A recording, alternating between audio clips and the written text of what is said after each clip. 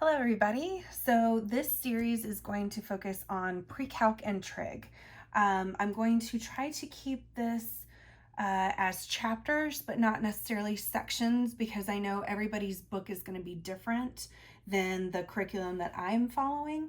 So I'm going to try to do my best to title these as detailed as possible so that you can find the right video that you're looking for. I am going to give some examples at the end. If you have a problem related to this section and there's a question that you're having difficulty trying to answer, go ahead and write that in the comments and I will try my best to answer that. And again, like and subscribe if you don't mind. I'm trying to grow this channel into a business. And thank you guys so much for coming, and I hope this helps. All right, let's get started. So unfortunately, we're going to have to go back and review a little bit. So chapter 1 is going to be a bit of a review. But for some of you may not have really gotten a good background education on some of these. So this might help you. It's going to be short videos. So let's start. So the first thing we're going to talk about is graphs and domain and range. So domain is basically the set of all x values that the graph will, and I call it touch. It's just an easier way of thinking about it.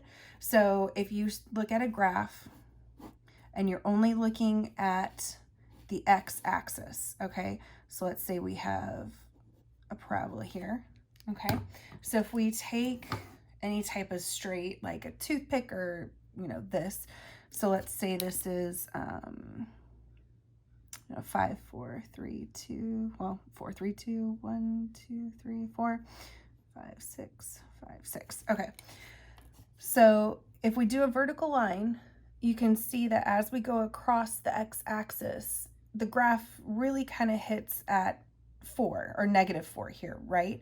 But if you'll notice, it ends in an arrow. So technically it's still going to the left. It never ends. It keeps going to the left.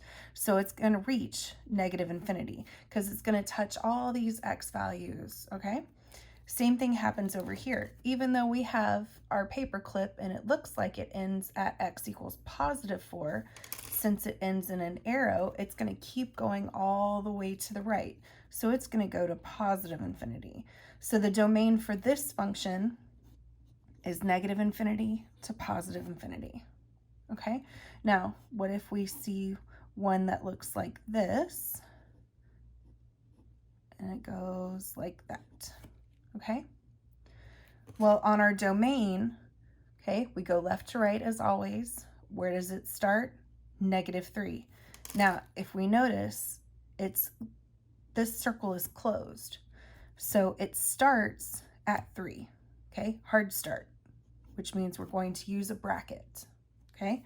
And as we go across our domain, it ends in an arrow again, which means it's going to keep going to the right. So it goes to +infinity.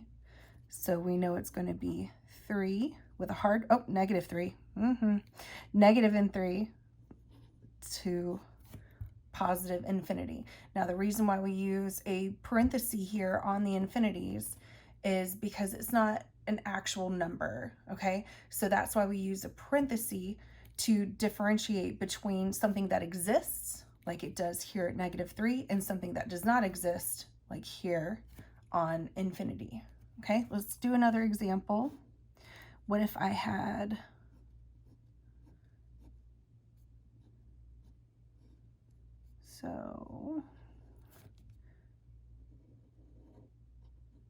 okay, now if you notice, this circle is open. So as we go along our domain, right, it's -4.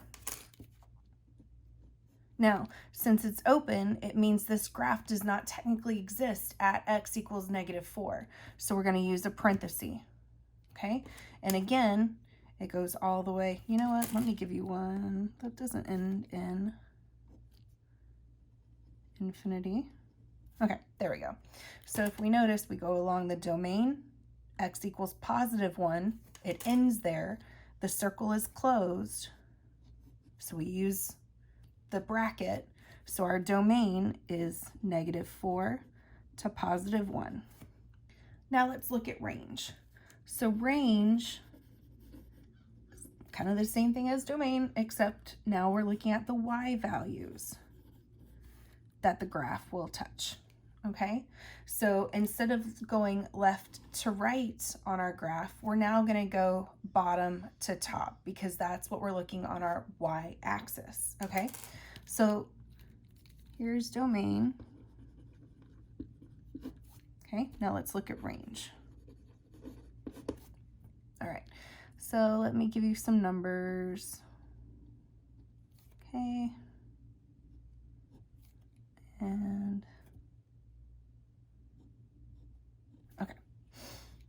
So here we start from bottom to top.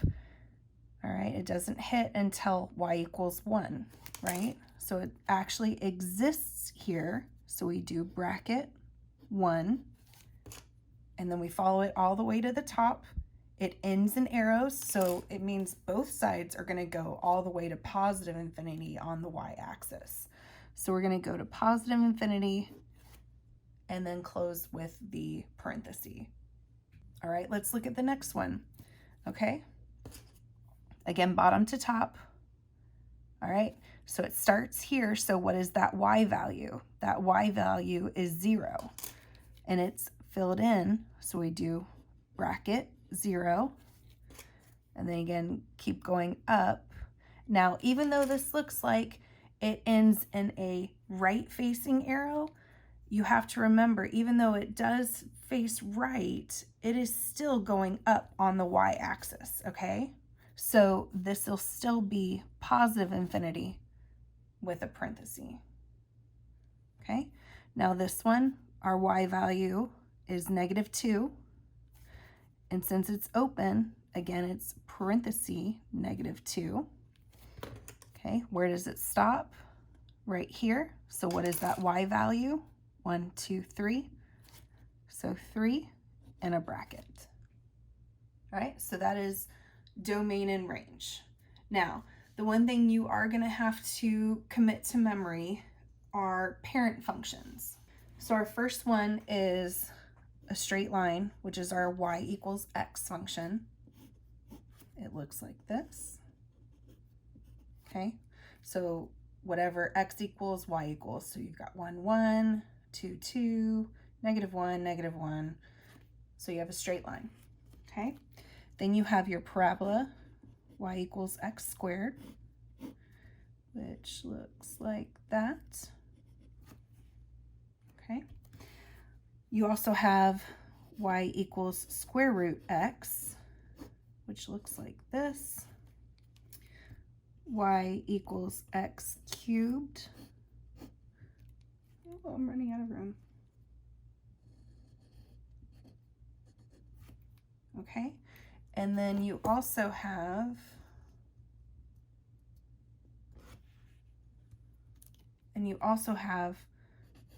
y equals absolute value of x, which looks like this. Oh, just fit it in. So now let's talk about domain and range of each of these functions, okay? Now, if I were to say all real numbers, okay, essentially that is the -infinity to positive infinity, okay? That's the same as saying all real numbers. And there's actually a symbol we use in math, okay? So it's like a T with an R. I don't know why that means all real numbers, maybe true or whatever.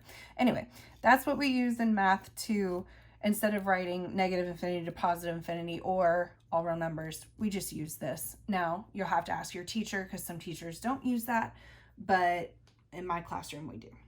All right, so our domain here, so let's just write this out, domain and range, domain and range.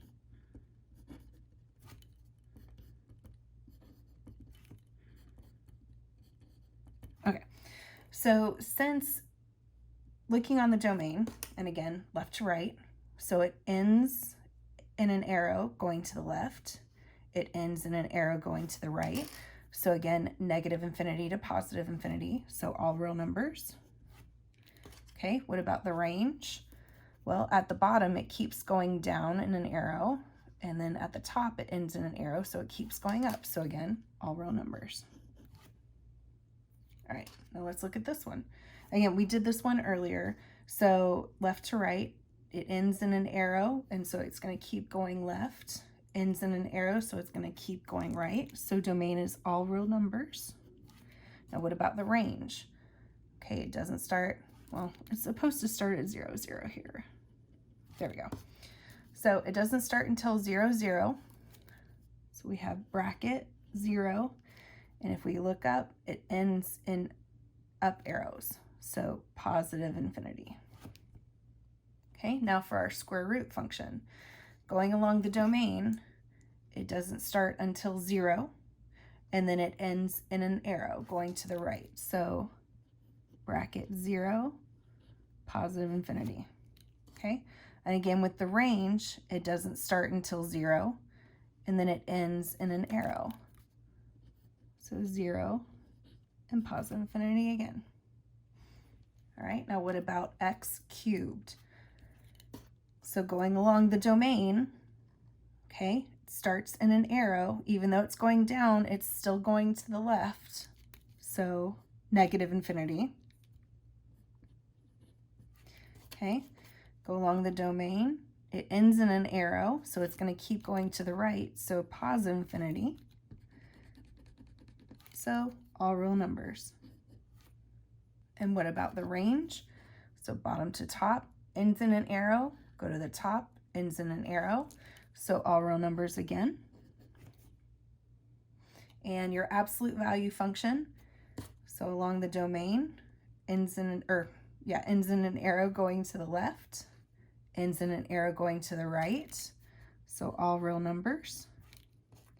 The range, nothing, nothing. Hard start at 0. And ends in an arrow going up. So positive infinity. So one thing we need to touch on is what is a function? How can we tell if it's a function? How can we tell if a graph has an inverse and if it's one-to-one, okay? So is it a function? And if you'll recall this from Algebra 1, a function is any graph that passes the vertical line test. Meaning, if you put an imaginary vertical line on any graph,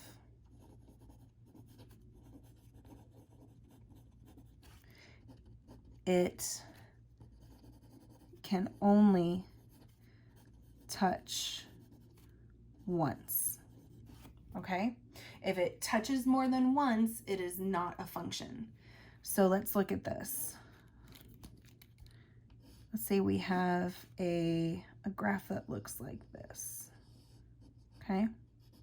Now, if we took any vertical line, okay, and it never touches more than once, yes, it's a function. Okay, but if we have a function that looks like this, okay, if we put an imaginary vertical line, right, it touches here and here. So no, not a function. Okay. Now, what about, does a function have an inverse? Okay, and we'll get to that here in a second, or in a next video, actually.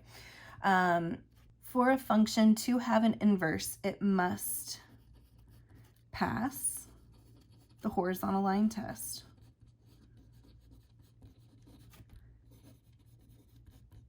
which is exactly like our vertical line test, except you guessed it, it's a horizontal line. So let's try these again. Okay, well, first, in order to be an inverse, it has to be a function. So we're not going to look at this one, but let's look at this one again. Okay, it passed the vertical line test, so it is a function. Okay, but let's see if it has an inverse. If we put a horizontal line on here, not only does it hit once, it actually hits 3 times, right? So no will not have an inverse. Okay, but what if we looked at our x cubed function? Okay, we look at our vertical line test. Yep, it passes. Horizontal line test. Yep, only touches once. So yes, this does have an inverse. So will have an inverse. Now, what does it mean if a function is 1 to 1? Okay, 1 to 1 means every x has one and only one corresponding y value. Okay, now the easy way to check this is it must pass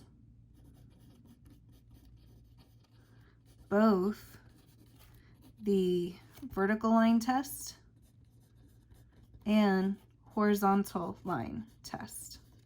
Okay, so this function right here, our x cubed function, is 1 to 1 because every x has one and only one y, because it passes both the vertical line test and the horizontal line test. One little quick verbiage thing I want to go over is when you do find that a graph is a function, we say that y is a function of x, okay? Meaning y is dependent on the value of x. Okay? Also, we can say y varies based on x. Okay? So it's just verbiage that you may need to know on your test or a quiz later. Just want to let you guys know that's a different kind of verbiage that can also be used. All right, let's get into some examples. So number 1, what is the domain of f of x equals the square root of 7 minus x? Okay, so A, you could cheat and use your calculator, graph it, and then do the domain like we did it on the other side. But here they want you to find it algebraically, okay? So the thing that we know about square roots, right? You cannot have a negative number. Okay, so what you're gonna do is set the guts greater than or equal to 0. Okay, so that's how you're going to find your domain algebraically of square root functions. Okay, so now let's solve for this. So first we can either add the x over or subtract the 7 over. The easiest thing to do when you're working with domain is to always keep the x on the left side. Okay, so I'm going to keep my x there. So I'm going to subtract 7 from both sides, so negative x greater than or equal to negative 7. Now we have to divide both sides by negative 1, okay? But don't forget, if you divide or multiply by a negative number when you're dealing with inequalities, you must flip the sign. So less than or equal to first, okay? Get that out of the way so we don't make a mistake. So x, so -7 divided by -1, +7. So our domain is actually going to be, so it's, if you need a number line, so we have 0, we have 7, so it's going to be here, and it's equal to, so we're going to fill it in, and then everything this way, all right? So it goes -infinity to +7. Oh, since it's filled in, have to use a bracket, okay? Now, if you were to use a calculator, let's say this is 7. This is essentially what it would look like, okay? Okay, number 2.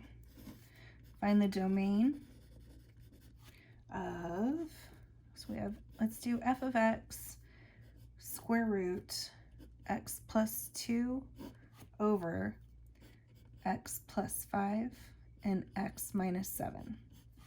So the first thing we need to do is find out what x values make our denominator 0, right? Because we cannot have 0 in the denominator. So first let's do that.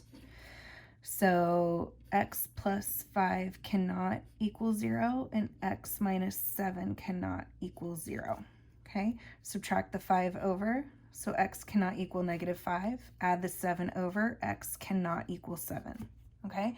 Now, normally that's where we can stop, you know, if we had like just an x or x squared in the numerator, we can stop there. We just know our domain would be all real numbers except x cannot equal -5, x cannot equal 7. However, since we have a square root in the numerator, we have to do, again, what we just did in number 1, okay? So our next step is to set the guts of the radical x plus 2 greater than or equal to 0, okay? And solve for x. So we'll subtract the 2 over, so x has to be greater than or equal to -2, all right? So now let's do a number line. Okay, we have 0 here. X cannot equal -5. Okay, so we'll put an X there. And X cannot equal 7. Put an X there. Okay, but our domain says X has to be greater than or equal to -2. So we'll put -2. Okay, now you'll notice this restriction, or this 0, is actually outside of our actual domain, okay? So instead of saying our domain would be x greater than or equal to -2, except x cannot equal -5 and x cannot equal 7, we're going to drop this off because it doesn't matter, okay? If you put that as your answer, inside your answer, they're going to count it wrong because it's already outside the domain anyway, all right? So our domain is going to be x is greater than or equal to -2, except x cannot equal 7, okay? So that can either be written like that, or some of your teachers may want you to write it as -2 to 7 union 7 to +infinity, okay? So just depending on what your teacher wants, how your teacher wants you to write it, okay? All right, number 3. I want you to find the domain and range of, let's do f of x, x plus 3 squared plus 4. Okay, so let's look at this. Let's flip back to our parent functions, okay? So since the power on the x is the square, okay, we're going to go back over here, look at our parent functions, okay, x squared. So we know the domain already is all real numbers, but the range is what is going to change, okay? So that goes 0 to +infinity if the x is positive out in front. We'll get to that later. Okay, so looking here, we already know our domain is all real numbers, okay? That cannot change. Now, let's look at our range. So what we'll learn about in the next video is transformations. This tells us left and right movement, okay? This tells us up or down movement, okay? Now, left and right go with domain, okay? Obviously, because that's the x-axis. Up and down go with the range, okay? Because that's the y-axis. So if it says +4, we know we're gonna go up 4, okay? So if our whole graph gets shifted up 4, our range no longer starts at 0, but it starts at 4, okay? So our range is then going to be 4 to positive infinity, okay? That is it for your first video. Let me know if you guys have any questions in the comments.